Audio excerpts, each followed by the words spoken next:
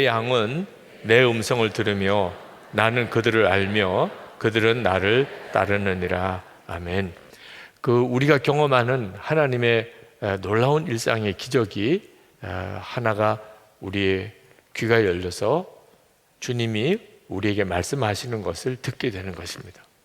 주님의 음성을 듣는 일이 우리가 매일 일상 속에서 수도 없이 경험하는 정말 놀라운 하나님의 기적입니다.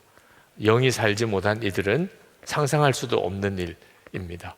예수 믿고 우리의 영혼이 살게 되고 내 영혼이 살았다는 증거는 내 안에 예수 그리스도가 거하시는 것이고, 예수님이 내 안에 거하신 것은 내가 주님의 음성을 듣게 되었다는 뜻입니다. 중요한 것은 주님의 음성을 듣는 것이 정말 성경적인가 하는 겁니다. 주님의 음성을 들으려고 하지 말고 성경 보면 된다고 말하지만 성경 안에 주님의 음성을 들으라고, 예수를 믿으면 주님의 음성을 듣게 돼 있다고 성경이 말하고 있으니 성경대로 믿는 것이 주님의 음성을 듣는 거죠. 예수님께서 분명히 오늘 말씀하시기를 내 양은 내 음성을 들으며 그리고 나는 그들을 알며 그들은 나를 따르느니라, 그렇게 말씀하셨습니다. 그런데 안타깝게도 주님의 음성을 듣지 못했다고 생각하는 분들이 너무너무 많은 것은 왜 그렇죠? 주님의 음성을 들으셨습니까? 그러면 나는 못 들었는데요, 이렇게 말씀하는 사람들이 많습니다. 주님의 음성을 듣는 것은 훈련받으면 정말 놀랍게 열립니다. 하나님의 음성을 못 듣는 이유는 육성으로 듣는 줄 알기 때문에 그렇습니다. 주님의 음성을 지금 제가 하는 말을 여러분이 듣는 것처럼 이렇게 듣는 것을 하나님의 음성을 듣는다고 생각하기 때문에 하나님의 음성을 못 들었다고 생각하는 겁니다. 요한복음 14장 26절 말씀입니다. 보혜사 곧 아버지께서 내 이름으로 보내실 성령, 그가 너에게 모든 것을 가르치시고 내가 너에게 말한 모든 것을 생각나게 하리라. 내 안에 오신 주님이시니까 생각나게 하시는 방법으로 말씀하신다는 것을 그때서야 깨달았어요. 그리고 귀가 확 열린 거예요. 아, 내가 그동안에 주님의 음성을 많이 듣고 있었구나. 늘 주님의 음성을 들으면서 주님이 나를 인도하셨구나. 그걸 깨달았어요. 여러분, 양심의 가책 받아보신 적 있습니까? 또는 은혜 받았다, 그런 느낌이 있었던 적이 있습니까? 여러분, 혹시 회개할 마음에 갑자기 생기는 적이 있었습니까? 다 주님의 음성을 들은 거예요. 여러분이 주님의 음성을 어떤 방식으로 듣는지를 예를 든 거예요. 갑자기 회개할 마음이 일어나고 죄가 깨달아진 거죠. 갑자기 은혜가 너무나 은혜롭다, 오늘 정말 너무 은혜로워, 이런 느낌이 온다든지, 또는 양심의 찔림을 느낀다든지, 이런 표현을 하면 여러분도 다 경험이 있으시죠? 네. 바로 그것이 갑자기 어떤 생각이 떠오르는 방식으로 여러분이 여러분 안에 거하시는 주님의 음성을 들으신 거예요.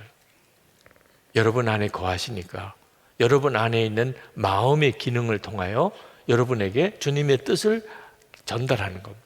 이것을 신학적인 용어로 말하면 조명, 성령의 조명이라, 일루미네이션, 성령의 조명이라고까지 표현을 하는데, 주께서 나에게 깨닫는 것을 은총을 주셨다는 거죠. 로마서 8장 5절에 보면 육신을 따르는 자는 육신의 일을, 영을 따르는 자는 영의 일을 생각하나니 육신의 생각은 사망이요 영의 생각은 생명과 평안이니라. 그러니까 우리 안에 영의 생각 있습니다. 예수를 믿은 사람에게는. 그러니까 불신자에게는 영의 생각이 없어요. 성령께서 말씀하시는 인도함이 없어요. 다시 말하면 내가 오늘 성령 집회 가야지, 금요일 밤에 교회에서 이런 특별한 집회를 하는데 가야지, 이런 마음의 역사는 내가 구원받고 내 안에 주님이 거하시지 않는 사람에게는 그런 생각이 일어나지 않습니다. 성경을 보고 싶거나 기도를 해야 되겠거나 내가 교회 가서 하나님께 예배를 드리고 이런 마음이 전혀 일어나지 않습니다. 근데 여러분 안에 이제 영의 생각이 있는 것을 여러분이 느끼게 된다면 주님이 여러분 안에 거하신 거죠. 우리가 주님의 음성을 명확하게 들으려면 기도하는 자리에서 경험하게 됩니다. 기도할 때 내 안에서 말씀하시는 주님의 생각을 너무나 뚜렷하게 경험합니다. 왜 기도할 때 주님의 음성을 명확하게 들을 수 있느냐 하면 주님만 주목하기 때문에. 기도하는 시간에 물론 생각에 막 복잡하게 그런 어려움을 겪으신 분들도 있으실 거예요. 기도는 하지만 이 생각 저 생각에 막 떠오르는, 그때 여러분이 단호하게 사탄아 내게 회방하지 마, 나를 방해하지 마, 주여 제 기도를 열어주소서. 여러분이 담대하게 구하면, 그러면 생각이 시달림이 사라지고, 그리고 기도하는 중에 평소와는 다른 생각들이 계속 떠오릅니다. 하나님 앞에 어떤 기도 제목을 아뢰면서도 동시에 또 하나님이 여러분에게 알게 하시는 생각들이 여러분에게 떠올라요. 이건 정말 놀라운 일입니다. 예레미야나 에스겔 같은 선지자들이 하나님의 말씀을 들었던 자리가 기도 자리였어요.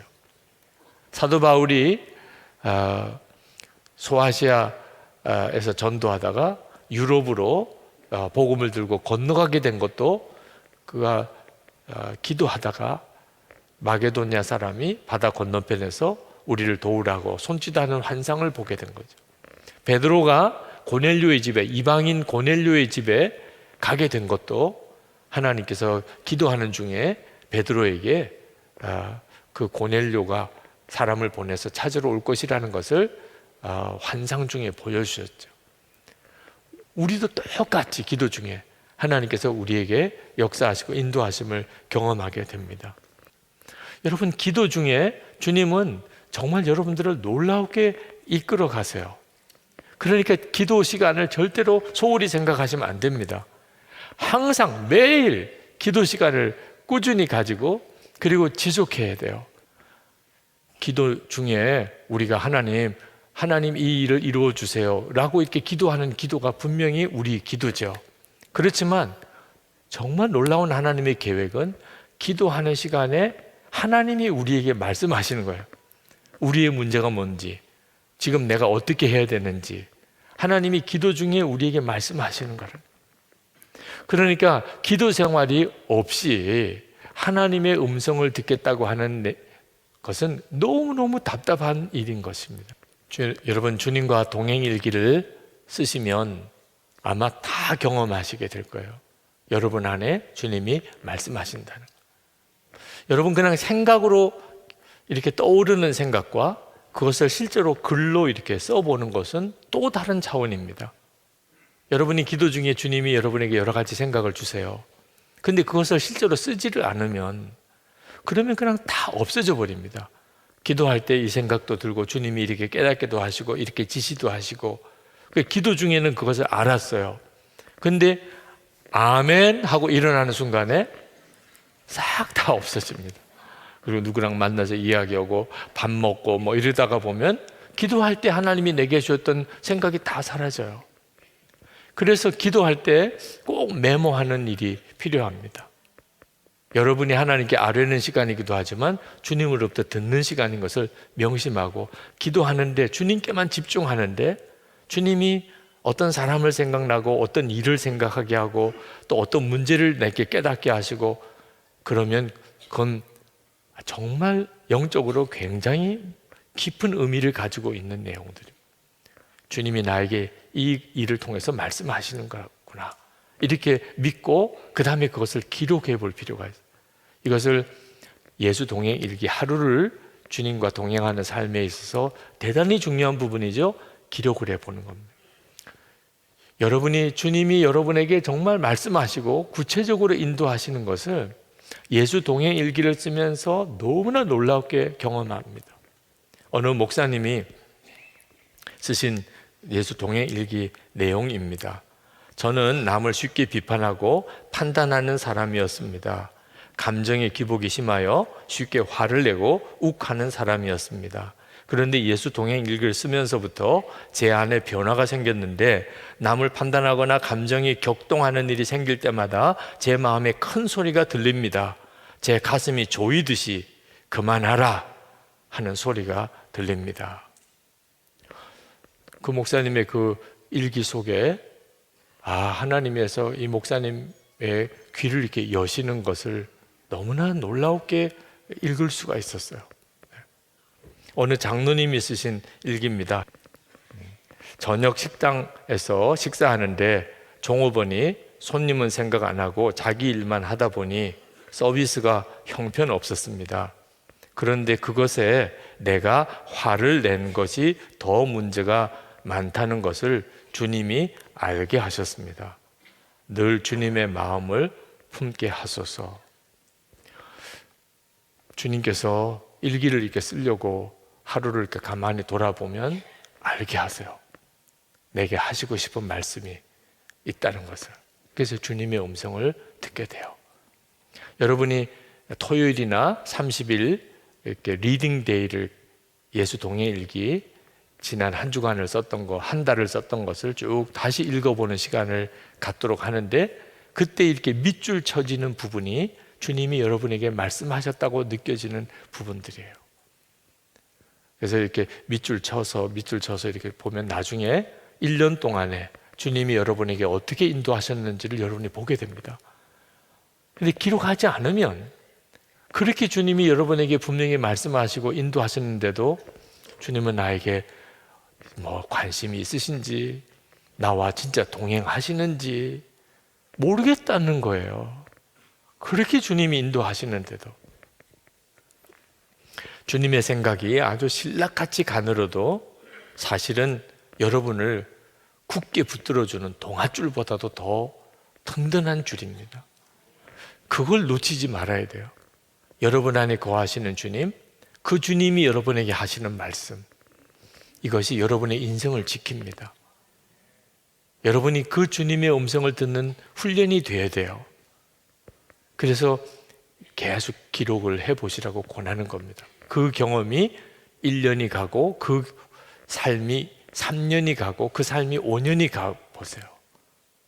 여러분이 이제는 주님과 함께 세상을 살아가는 것이 너무나 분명하게 믿어져요.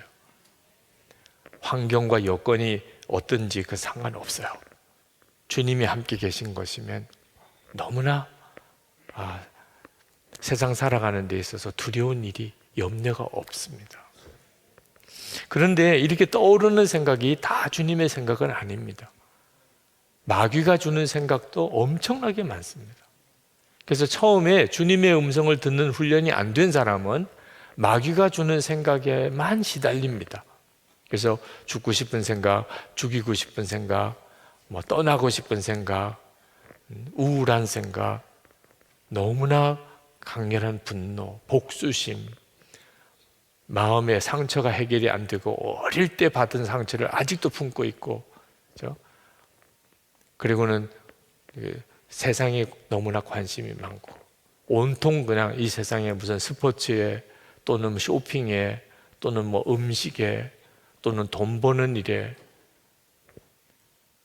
완전히 우리 마음과 생각을 다 뺏겨버리고 삽니다. 마귀가 우리를 사로잡는 방법도 우리 속에 생각을 넣어주는 거예요. 가룟 유다가 예수를 팔려는 생각을 사탄이 넣어주는 것을 몰랐죠. 그래서 예수를 팔아버리게 됩니다. 다윗도 그랬어요. 다윗도 우리가 읽었던 역대상 21장에 보면 사탄이 다윗을 충동합니다. 다윗이 온 사방의 적을 다 이제 정복하고 정말 느긋해졌어요. 그때 갑자기 무슨 생각이 떠올랐냐면, 우리 군사가 몇 명이나 될까? 아니, 왕이 당연히 자기 군사가 몇 명인지 세야죠. 그건 기본이죠. 다윗은 그게 큰 죄일 거라고 생각을 안 한 거예요. 그런데 다윗의 마음속에 교만이 생긴 거예요. 하나님이 다 하신 일인데 군사가 많아서 내가 이 온 땅을 정복한 거 아닌가, 이런 착각이 순간 든 거예요. 그런데 이것이 사탄이 그렇게 한 거예요. 사탄이. 성경에 분명히 그렇게 기록했습니다. 사탄이 일어나 이스라엘을 대적하고 다윗을 충동하여 이스라엘을 계수하게 하니라. 그걸 다윗이 몰랐어요. 근데 요압 장군은 벌써 느꼈어요. 아, 이거 큰일인데? 우리 왕이 전에 이러지 않았는데 왜 갑자기 군사수를 세보고 그걸 가지고 의지하고 과시하려고 하지? 그래서 요압이 반대를 합니다. 근데 다윗이 막 억지로 시켜요. 이 부분을 쉬운 성경에는 이렇게 번역했습니다. 역대상 21장 1절에 사탄이 다윗의 마음속에 이스라엘 백성의 수를 세어보고 싶은 욕심을 주었습니다. 다윗과 같은 사람도 사탄이 마음속에 계속해서 생각을, 하나님을 대적하고 망할 생각을 넣어주는 거예요. 그러니 여러분, 정신 똑바로 차려야 합니다. 아무 생각이나 다 품으면 안 됩니다. 여러분이 주님의 음성을 왜 꼭 들어야 되느냐 하면 분별을 해야 되니까. 여러분의 마음속에 떠오르는 생각 중에 주님으로부터 오는 생각도 있고 마귀로부터 오는 생각도 있어요. 그러니까 여러분이 어떤 생각이 근원이, 뿌리가 어딘지를 항상 따져야 돼요. 그렇지 않으면 마귀에게 속아서 완전히 마귀짓 하는 사람이 돼버립니다. 가정에서도 교회에서도 완전히 마귀짓을 하는 거예요. 그리고 나중에 가서야 깨달아요. 내가 완전히 무슨 정신이었지 그때. 내가 그때 왜 그랬는지 모르겠어요. 여러분이 이렇게 인생을 몇 번 한 번 넘어지다 보면 그냥 그렇게 인생이 확 가버리고 말아요. 그러니 이제부터 여러분이 정말 정신 똑바로 차려서 여러분 안에 오신 주님의 음성에 귀를 기울이고 마귀가 주는 음성을 철저하게 거부해야 돼요. 그러면 어떻게 그렇게 할 수 있느냐? 주님의 음성인지 마귀가 주는 소리인지 어떻게 구분하느냐? 성경 말씀이에요. 히브리서 4장 12절에 하나님의 말씀은 살았고 운동력이 있어 좌우의 날선 어떤 것보다도 예리하여 혼과 영과 및 관절과 골수를 찔러 쪼개기까지 하며 또 마음의 생각과 뜻을 감찰하느니. 그러니까 하나님의 말씀을 읽으면, 그러면 내 마음속에 떠오르는 생각이 하나님의 뜻에서 온 건지 마귀가 주는 생각인지 내 생각인지 말씀을 보면 쫙 구분이 된다는 거예요. 그래서 여러분이 기도도 열심히 해야 하고 또 놓치지 말아야 될 것은 성경을 꾸준히 읽어야 돼요. 성령님은 당신이 하시고 싶은 모든 말씀을 다 이 성경에 눈으로 보고 읽도록 해놓으셨어요. 그러니 막연하게 성령의 인도를 받을 이유가 없어요. 단 하나, 우리가 성경을 계속 읽는 생활, 말씀 묵상하는 생활, 말씀 붙잡고 기도하는 생활을 해야 한다는 겁니다. 여러분, 분별을 받는 일은요 굉장히 부담스럽습니다. 막 하고 싶은 게 많은데 분별 받다고 보면 하지 말랄까 봐 그래서 저질러 놓는 거예요.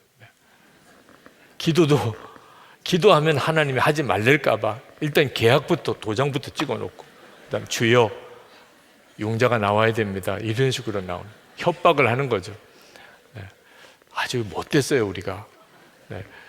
정말 주님 앞에 주님 허락하시면 하는 거고, 허락하지 않으시면 저는 안 합니다. 주님께 전적으로 맡기고 그러면 들려요. 주님이 하라 말라가 들립니다. 가정 문제든 뭐 교회 문제든 여러분의 뭐 일터에서의, 직장에서의 무슨 문제든지 여러분이 뭘 하겠다고 하는 생각을 먼저 가지고 그대로 응답해 달라는 식으로 주님께 기도하니까 안 들리는 거예요, 주님의 음성이. 우리가 하나님의 음성을 정말 듣기를 원하면 공동체를 통해서 확인을 하는 과정을 소홀히 하면 안 됩니다. 부부 사이에, 부모와 자녀 사이에, 교우들 사이에, 목사님과 함께, 주변에 있는 분들과 함께. 특히 정말 분별 정말 잘 제대로 받고 싶으면 평소에 내가 하는 일에 항상 반대했던 사람에게 가서 분별 받아. 그 사람마저도 그게 하나님 뜻인 것 같습니다, 이러면 진짜인 거죠. 그 사람은 하여튼 내가 무슨 말만 해도 반대만 하고 그러던 사람이 오히려 분별받기가 딱 좋은 사람. 제가 사실 이렇게 하나님의 인도함을 주시는 것 같은데 혹시 기도해 봐 주세요. 혹시 어떤 의견이세요? 이렇게 물어보는 게 훨씬 낫습니다. 잘못 분별받아서 실족하게 되는 것보다 훨씬 나아요. 그리고 거기서부터 훈련을 받아야 돼요. 하나님의 인도함을 받는 훈련만 제대로 되면 하나님은 반드시 우리에게 말씀하십니다. 여러분, 정말 주님은 여러분을 구체적으로 인도하기를 원하십니다. 여러분이 여러분 안에 일어나는 주님의 음성을 잘 분별하고 믿음과 순종의 걸음을 여러분이 디뎌 나가 보세요. 지금까지는 그게 익숙하지 않았기 때문에 힘들게 느껴질 뿐입니다. 그리고 여러분이 그렇게 하기를 힘쓰면 어느 순간부터 이제 그렇게 안 하기가 힘들어집니다. 그래서 주님이 이끄시는 삶을 살게 돼요. 실족하고 실수하고 넘어지고 이런 일이 없어지게 되는 거죠. 이건 정말 너무나 놀랍잖아요.